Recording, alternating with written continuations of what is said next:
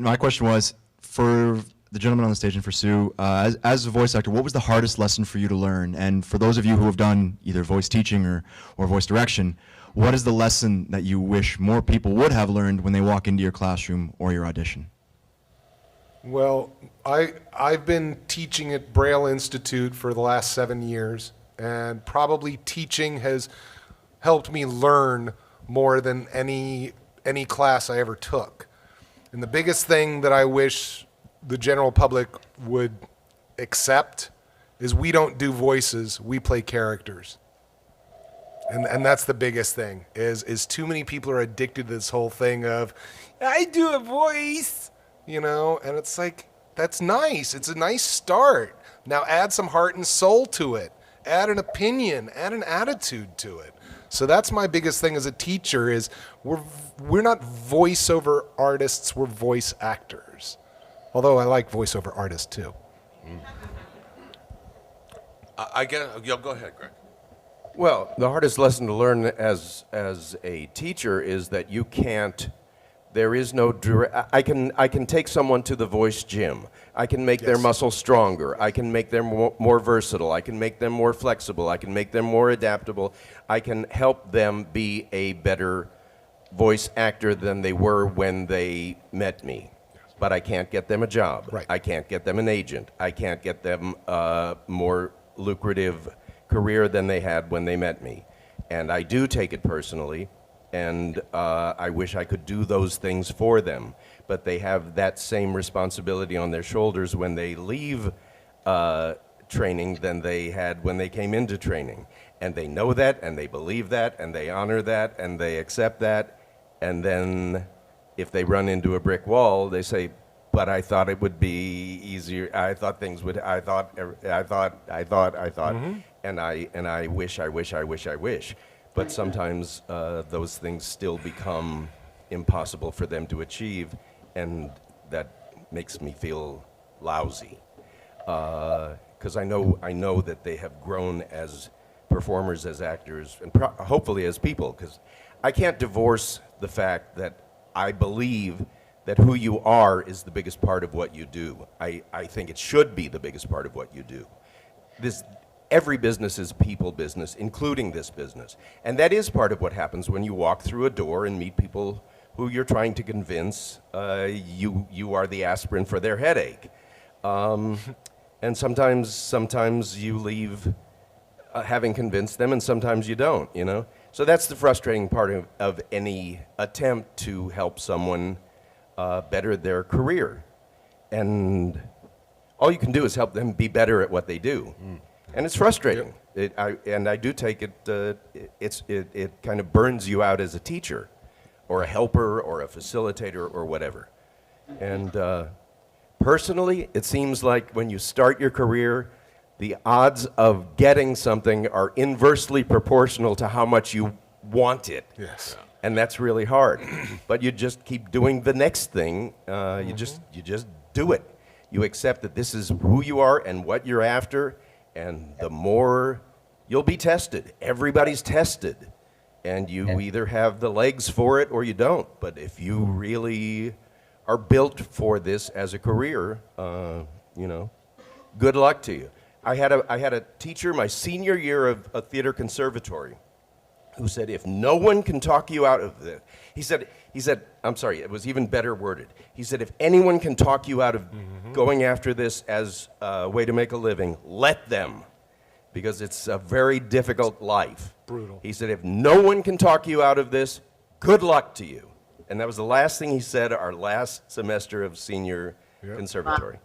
I thought it was brilliant, and I hear it at the strangest times in my life. It's great advice. Didn't Johnny Carson say it was the only industry that eats its young? I don't know, but wow. Yeah. I guess mine is that when I was teaching, I came to the conclusion that, well, A, I don't know everything.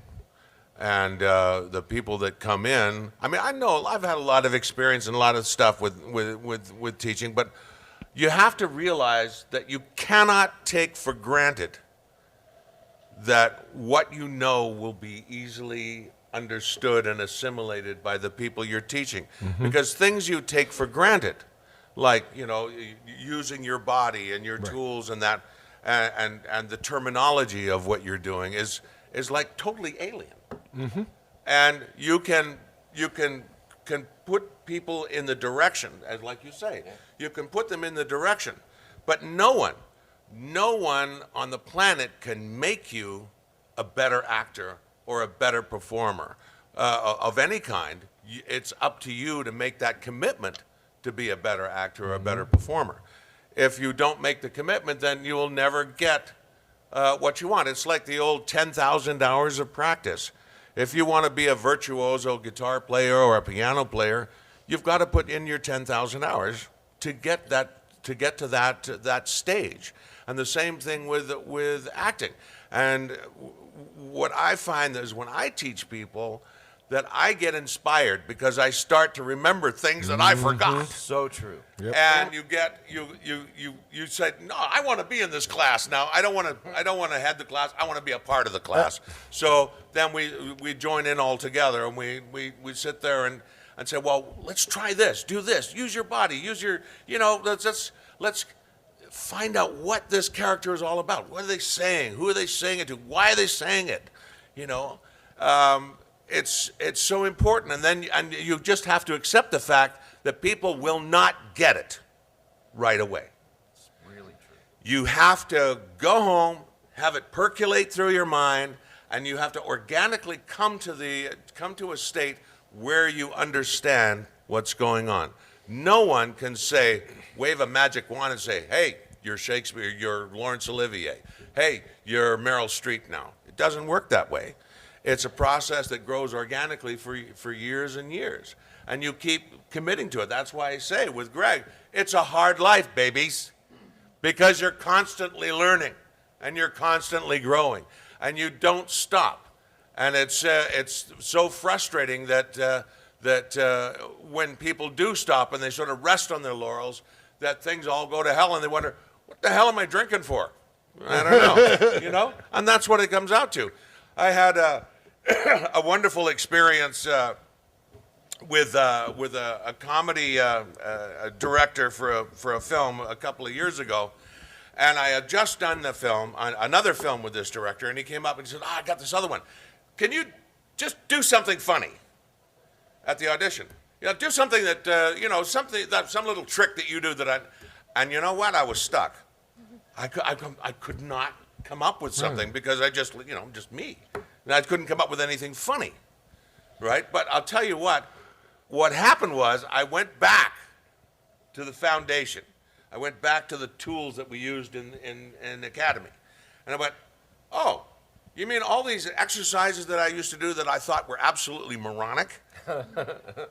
I had no idea what the process is. Why would I use these things? Because at the time I didn't know. Right. But then I went from now and I look back at those foundational tools and I go, oh yeah, I'll just go back to that.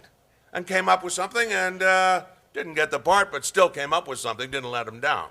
But that's what it is, because it's those foundational tools that you have that will allow you to keep growing, and you keep going back to them no matter what. It's true. Yeah. We have Time for a third question? Wow. we have 10 Just minutes. to put a cap on that, this statement rings true to me. People who work a lot because they work a lot. Yeah. And I am constantly, when I'm casting a show or directing a show, I will constantly get producers saying, I don't want to use the same people over and over. I want new people. New people. And I bring in, and I love bringing in new people. And I do it all the time. I'll bring in new people. Some of those people will book the job. After it's all said and done, the producer then will say to me, okay, bring in Gregg Berger, bring in Garry Chalk, bring in Neil Kaplan, let's bring them in. So good. And because they're so good at what they do, you will always get your chance. You will always get your chance as a new voiceover actor, always. You don't have to be fair. You don't have to be good. You have to be great to sustain it. Yep. It's the idea anyone can act, but not anyone can be an actor.